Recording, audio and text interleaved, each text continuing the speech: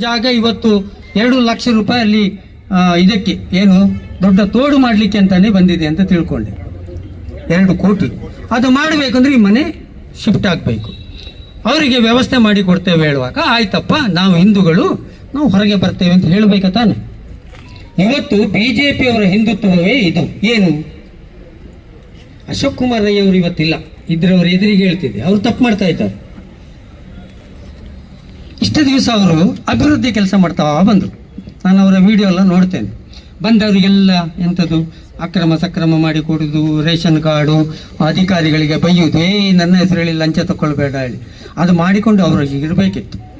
ದೇವಸ್ಥಾನದ ವಿಷಯಕ್ಕೆ ಅಭಿವೃದ್ಧಿಗೆ ಕಾಂಗ್ರೆಸ್ನವರು ಹೋಗಬಾರದು ಅನ್ನೋದು ಬಿಜೆಪಿಯ ಸಂಕಲ್ಪ. ಯಾಕೆ ಹೇಳಿ, ಅವರಲ್ಲಿ ಟೆಂಟ್ ಹೊಡೆದು ಕೂತಿದ್ದಾರೆ. ನಾವು ದೇವಸ್ಥಾನಗಳ ಅಭಿವೃದ್ಧಿಗೆ ಹೋದರೆ ಅವರಿಗೆ ಬೇರೆ ಎಂಥದ್ದು ಇಲ್ಲ, ಅವರಿಗೆ ಗೋಣಿ ಚೀಲವೂ ಇಲ್ಲ, ಪ್ಲಾಸ್ಟಿಕ್ ತೊಟ್ಟೆ ಇರುವುದು. ಧರ್ಮದ ಹೆಸರಿನಲ್ಲಿ ಯಾರಾದರೂ ಈ ದೇಶದಲ್ಲಿ ಕೆಲಸ ಮಾಡುವವರನ್ನ ಬಿಜೆಪಿ ಒಪ್ಪುವುದಿಲ್ಲ, ಸಂಘ ಪರಿವಾರ ಒಪ್ಪುವುದಿಲ್ಲ. ಅವರ ಅಪೇಕ್ಷೆ ಏನು ಅಂತಂದ್ರೆ ಪ್ರತಿಯೊಂದು ಹಿಂದೂ ಸಂಘಟನೆ ತನ್ನ ಅಡಿಯಲ್ಲಿ ಇರಬೇಕು, ಪ್ರತಿಯೊಬ್ಬ ಹಿಂದುತ್ವದ ಬಗ್ಗೆ ಮಾತನಾಡುವವ ತನ್ನ ಅಡಿಯಲ್ಲಿ ಇರಬೇಕು. ಸ್ವತಂತ್ರವಾಗಿ ಒಬ್ಬ ಹಿಂದೂ ಧರ್ಮದ ಬಗ್ಗೆ ಮಾತಾಡ್ಲಿಕ್ಕಿಲ್ಲ, ಸ್ವತಂತ್ರವಾಗಿ ಒಬ್ಬ ಹಿಂದೂ ಸಂಘಟನೆ ಮಾಡ್ಲಿಕ್ಕಿಲ್ಲ, ಸ್ವತಂತ್ರವಾಗಿ ನಮ್ಮ ಅಶೋಕ್ ಕುಮಾರ್ ರೈ ಅವರು ಶಾಸಕರು ಹಾಗೆ ಹಿಂದೂ ಧರ್ಮದ ಕೆಲಸ, ದೇವಸ್ಥಾನದ ಕೆಲಸ ಮಾಡಬಾರ್ದು ಅಂತ. ಅದು ಅವರಿಗೆ ಬೇಜಾರು, ಅದು ಅವರಿಗೆ ಸಿಟ್ಟು. ಇಲ್ಲಿ ಪುತ್ತೂರು ಸುಳ್ಯದಲ್ಲಿ ಅವರು ಬದುಕಿದ್ದ ಹಿಂದುತ್ವದ ಆಧಾರದ ಮೇಲೆ ಅವರ ರಾಜಕಾರಣ. ನೀವು ಹೋಗಿ ಹೋಗಿ ಅವರ ಹೊಟ್ಟೆಗೆ ಕಲ್ಲು ಹೊಡೆದ್ರೆ ಅವರು ಬಿಡ್ತಾರ ಅಂತ ಸತ್ಯ ಅಂತ ಹೇಳುವ ಮಾತನ್ನು ಹೇಳಲಿಕ್ಕೆ ಇಚ್ಛೆ ಪಡ್ತಾ ಇದ್ದೇನೆ. ಇವತ್ತು ರಾಜೇಶ್ ಬಣ್ಣೂರ್ ಅವರ ಮನೆ ಹೋಯಿತು.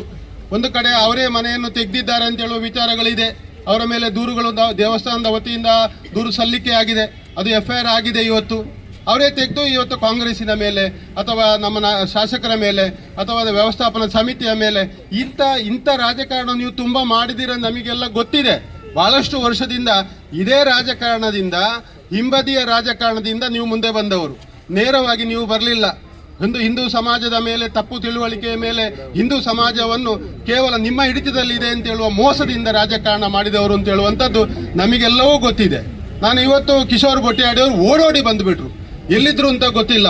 ರಾಜೇಶ್ ಬಣ್ಣೂರ್ ಅವರ ಮನೆ ಹೋಯ್ತು ಅಂತ ಹೇಳುವಾಗ ಎಲ್ಲೋ ಇದ್ದವರು ಓಡಿಕೊಂಡು ಬಂದುಬಿಟ್ರು. ನಳಿನ್ ಕುಮಾರ್ ಕಟೀಲ್ ರವರು ಬಂದುಬಿಟ್ರು. ಇವರಿಗೆಲ್ಲ ಬೇರೆ ಏನು ಕೆಲಸ ಇಲ್ವಾ? ಇವ್ರಿಗೆ ಗೊತ್ತಿಲ್ವಾ ದೇವಸ್ಥಾನದ ಜಾಗ ನುಂಗಿದ್ದಾರೆ, ಅವರನ್ನೊಂದು ಡಿಪೆಂಡ್ ಮಾಡಲಿಕ್ಕೆ ಇವರೇ ಯಾಕೆ ಬರ್ತಾರೆ? ಇವ್ರಿಗೇನು ಬೇರೆ ಕೆಲಸ ಇಲ್ವಾ? ಬಂದ್ಮೇಲೆ ಏನು ಸ್ಲೋಗನ್, ಏನು ಮಾತು, ಕಾಂಗ್ರೆಸ್ ಗೂಂಡಾಗಿರಿ ಅಂತೇಳಿ. ಗೂಂಡಾಗಿರಿ ನೀವು ಮಾಡಿದ್ದು ಸ್ವಾಮಿ, ನಾವಲ್ಲ. ನೀವು ಇಡೀ ಜಿಲ್ಲೆಯಲ್ಲಿ ಇದೆಷ್ಟೋ ವರ್ಷ ಗೂಂಡಾಗಿರಿಯ ಮೂಲಕ ರಾಜಕಾರಣ ಮಾಡ್ತಾ ಇರುವವರು ನೀವು. ನಾವು ಇವತ್ತು ದೇವಸ್ಥಾನದ ಜಾಗವನ್ನು ದೇವಸ್ಥಾನಕ್ಕೆ ಬಿಟ್ಟು ಕೊಡುವಾಗ ಅದು ಗೂಂಡಾಗಿರಿಯ ನಿಮ್ಮಲ್ಲಿ ನಾನು ಕೇಳುವಂತದ್ದು. ಸನ್ಮಾನ್ಯ ಅಶೋಕ್ ಕುಮಾರ್ ಅವರು ಪುತ್ತೂರು ವಿಧಾನಸಭಾ ಕ್ಷೇತ್ರದಿಂದ ಚುನಾವಣೆಯಲ್ಲಿ ಗೆದ್ದು ಬಂದಂತಹ ಶಾಸಕರು. ಕಿಶೋರ್ ಕುಮಾರ್ ಬೊಟ್ಟೆಯಡಿಯ ಮೂಲ ರೀತಿಯಲ್ಲಿ ಯಾರ್ಯಾರ ಬ್ಯಾಗ್ ಚೀಲ ಹಿಡಿದು ವಿಧಾನ ಪರಿಷತ್ ಸದಸ್ಯರಾದಾಗೆಲ್ಲ ಶಾಸಕರು ಪುತ್ತೂರಿನಿಂದ ಜನಪ್ರತಿನಿಧಿಯಾಗಿ ಜನರ ಮತದ ಮೂಲಕ ಇಲ್ಲಿ ಚುನಾಯಿತರಾದವರು.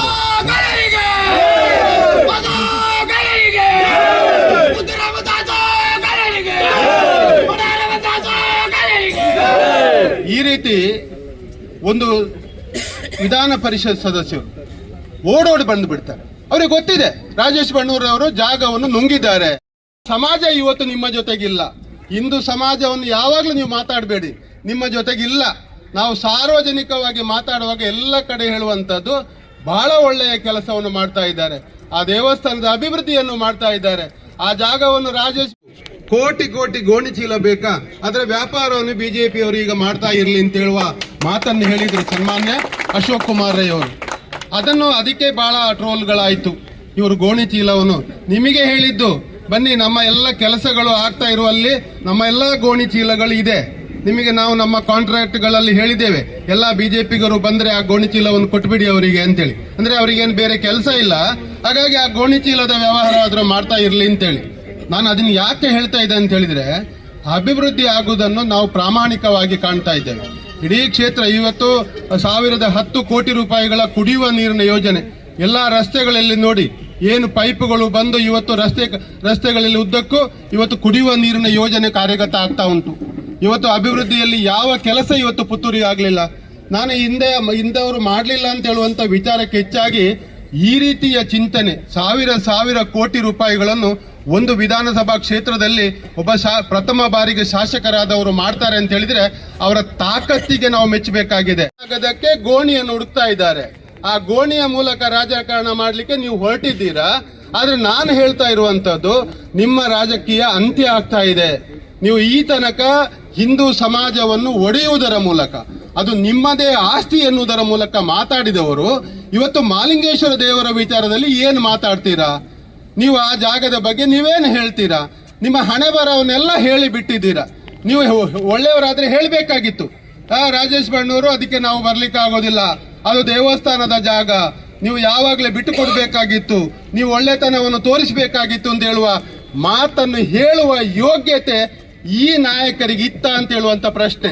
ಅದು ಬಿಟ್ಟು ಇಲ್ಲಿ ಬಂದು ಸ್ಟೇಷನ್ ಅಲ್ಲಿ ಮುತ್ತಿಗೆ ಹಾಕೋದು, ಇಲ್ಲಿ ಬಂದು ದೇವಸ್ಥಾನದಲ್ಲಿ ಕೇಳೋದು, ನಿಮ್ಮ ಹಣೆ ಬರವನ್ನೆಲ್ಲ ತೋರಿಸಿ ಬಿಟ್ಟಿದ್ದೀರಾ. ಈ ಕ್ಷೇತ್ರದ ಜನ ನಿಮ್ಮನ್ನು ಕ್ಷಮಿಸುವುದಿಲ್ಲ. ದೇವಸ್ಥಾನಕ್ಕೆ ಅನ್ಯಾಯ ಮಾಡ್ತಾ ಮೋಸ ಮಾಡ್ತಾ ಇರುವವರನ್ನು ಏನ್ ಮಾಡಬಹುದು? ಒಂದು ವೇಳೆ ಸಾರ್ವಜನಿಕವಾಗಿ ಏನೋ ತಪ್ಪ ಅಭಿಪ್ರಾಯ ಬರಬಹುದು ಅಂತೇಳಿ ನಾವು ಆಲೋಚನೆ ಮಾಡಿದ್ರು. ಆದ್ರೆ ಮಾಲಿಂಗೇಶ್ವರ ದೇವರು ಶಾಸಕರಿಗೆ ಮತ್ತು ಆ ವ್ಯವಸ್ಥಾಪನಾ ಸಮಿತಿಯವರಿಗೆ ಒಂದು ಶಕ್ತಿಯನ್ನು ಕೊಟ್ಟು ಒಳ್ಳೆ ಕೆಲಸವನ್ನು ಮಾಡಿ ಅಭಿವೃದ್ಧಿ ಮಾಡಿ ನನ್ನ ಜಾಗ ನನಗೆ ಬಿಟ್ಟು ಕೊಡ್ಲಿ ಅಂತ ಹೇಳುವ ನಿಟ್ಟಿನಲ್ಲಿ ಇಂಥ ಒಂದು ದೃಢವಾದ ತೀರ್ಮಾನವನ್ನು ಕೈಗೊಳ್ಳಲಿಕ್ಕೆ ಸಾಧ್ಯತೆ ಆಯಿತು. ಇವತ್ತು ಮನೆಗಳು ಹೋಯ್ತು, ಮನೆಗಳು ಹೋದ್ದು ಅವರೇ ತೆಗಿತಾರೆ, ಓಡ್ತಾರೆ, ಬಿಡ್ತಾರೆ, ದಮ್ಮಯ್ಯ ಹಾಕ್ತಾರೆ, ದೇವರಿಂದ ಪ್ರಸಾದ ತಗೊಳ್ತಾರೆ, ಎಲ್ಲ ಮಾಡ್ತಾ ಇದ್ದಾರೆ. ನಾನು ಹೇಳ್ತಾ ಇರುವಂತದ್ದು ಇವರಿಗೆ ನಾಚಿಕೆ ಆಗ್ಬೇಕು. ಎಷ್ಟು ವರ್ಷದಿಂದ ಆ ದೇವರ ಜಾಗದಲ್ಲಿ ಕೂತು ಮೋಸ ಮಾಡ್ತಾ ಇದ್ದಾರೆ, ಮತ್ತೆ ದೇವರ ಹೆಸರಿನಲ್ಲಿ ಮತ್ತೆ ಜನರನ್ನು ಮೋಸ ಮಾಡುವಂತ ಕೆಲಸವನ್ನು ಮಾಡ್ತಾ ಇದ್ದಾರೆ.